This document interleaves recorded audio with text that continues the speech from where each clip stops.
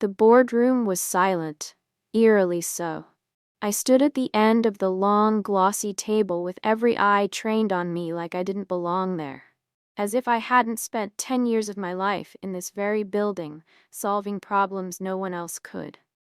I was in a plain black blazer, slightly loose from all the weight I'd lost during recovery, but my gaze was steady. "You think I came here with nothing?" I asked, placing my hand on the drawer of the filing cabinet they were preparing to empty. "You think after everything, I didn't prepare?" They didn't respond, but a few exchanged glances. Some were nervous, others still looked smug. That wouldn't last long. "My name is Kira, and I used to be one of the highest performing operations managers at Westbridge Logistics. I ran complex supply chains, restructured entire regional frameworks, and helped close deals worth millions. My desk was once the place executives came when they needed answers, until I became inconvenient. The accident wasn't even my fault. A malfunctioning loading dock door collapsed while I was doing a routine walkthrough. One moment I was reading an inventory audit, the next, I was pinned beneath a steel beam. Broken vertebrae, ruptured discs, nerve damage. Recovery was long, excruciating. 7 surgeries. Physical therapy that made me sob in silence just so my mother wouldn't hear. Months of lying flat, unable to sit, unable to work. And through all that, I still answered emails, still sent reports, still tried to be useful. But with every hospital bill, I became more expensive in their eyes, less valuable, disposable. They started phasing me out without saying it. "We've reassigned that to someone else for now. Don't worry, just focus on healing." Then I noticed I wasn't being included in planning sessions. Key decisions were happening without me, and then the silence, no check-ins, no updates.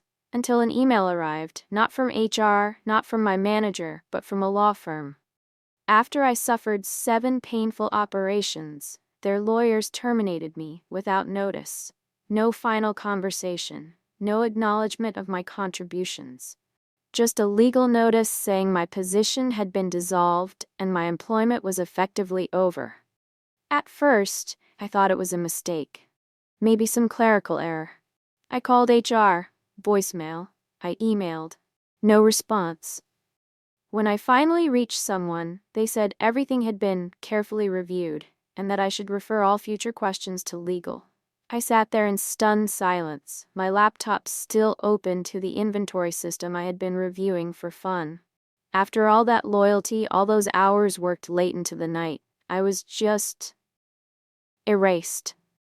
It hurt more than I expected, not just physically, though my body still throbbed in protest daily.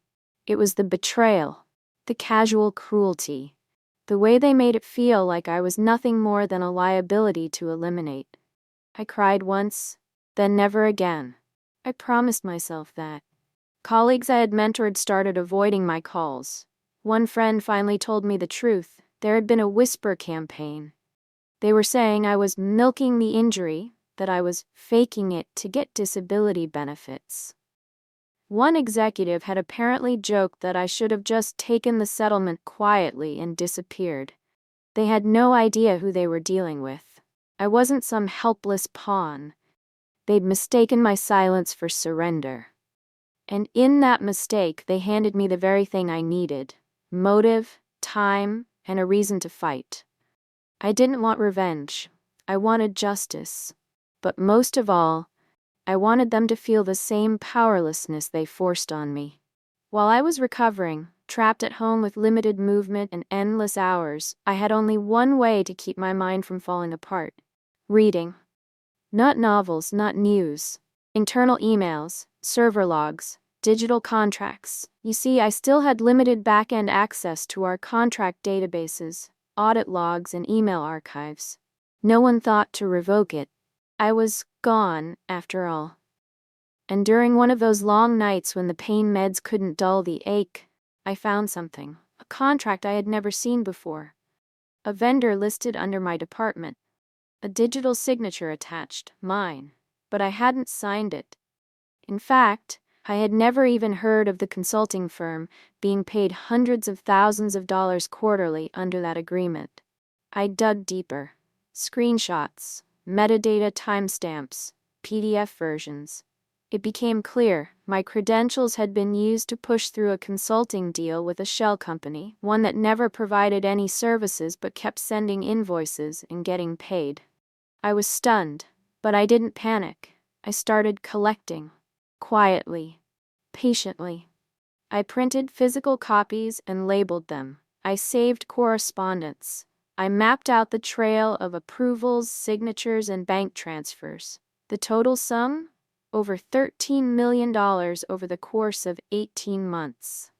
But I didn't tell anyone. Not yet, because I knew the moment I did, they would scramble. They'd hide what they could, spin it, maybe even come after me. I needed the right moment. And now, with them forcing me out without a second thought, that moment had arrived. My injury had stolen a lot from me, but not my mind. And they were about to learn that the hard way. "You can't fight back," they said. But before removing my things, I requested an in-person meeting. Just a formal farewell, I said. I knew they'd take the bait. They wanted to parade their authority, to show me I was forgotten and easily replaced. I arrived at headquarters in a wheelchair, more for dramatic effect than necessity. I could walk with a cane by then, but I needed them to underestimate me one last time. The executive team was there, some from legal, a few from finance, even my old manager. The mood was politely detached. I was given a box for my things and an escort. I played along, until we reached my desk. There, I paused. "I just need a moment to get something from the bottom drawer," I said. They looked confused but nodded. I opened my last drawer and showed them the document they never wanted to see. Knew existed, worth $13 million. I pulled out the printed file folder I had kept hidden. It was a complete report. Screenshots, emails, audit logs, transaction records. Signed, indexed, and timestamped. The evidence that not only had someone in the company committed fraud, but they had implicated me to do it. Gasps, silence. One VP's face turned red. Another looked like she might faint. I handed out sealed copies. "I've already sent this to the federal whistleblower program. But I thought you deserved the courtesy of seeing it firsthand."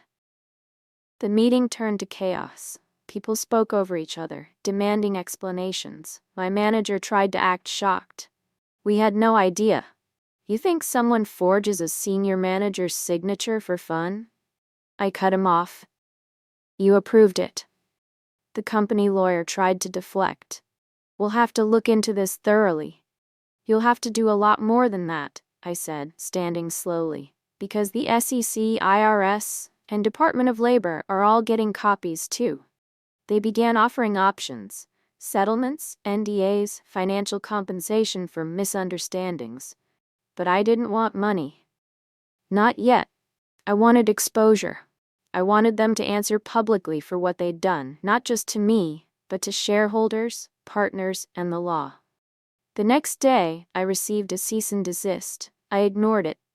The whistleblower program already had legal protections in place for me. What they failed to understand was that this wasn't a negotiation. This was the unveiling of their own arrogance. Their house of cards was collapsing, and I wasn't about to stop the wind. Within 3 weeks, everything changed. Internal investigations couldn't contain the leak. News stories broke. Journalists began calling. Whistleblower protections kicked in, and I cooperated fully with authorities. 3 executives were placed on administrative leave. 2 were indicted. My old manager resigned quietly, trying to distance himself. It didn't work. The company's stock dropped by 17%. Board members panicked. Investors demanded explanations. They offered me my job back. With a public apology, I declined. Instead, I joined a nonprofit that helps injured workers navigate their rights and pursue justice. I now speak at conferences, quietly, calmly, and when people ask me how I exposed a $13 million fraud from a wheelchair, I tell them, patience is power. Silence isn't surrender, and pain can be the sharpest memory. I didn't just get my name cleared, I got justice. Publicly, legally, entirely. And that drawer? It's still in my living room. I keep the folder inside, as a reminder. Not of what they did to me, but of what they couldn't take.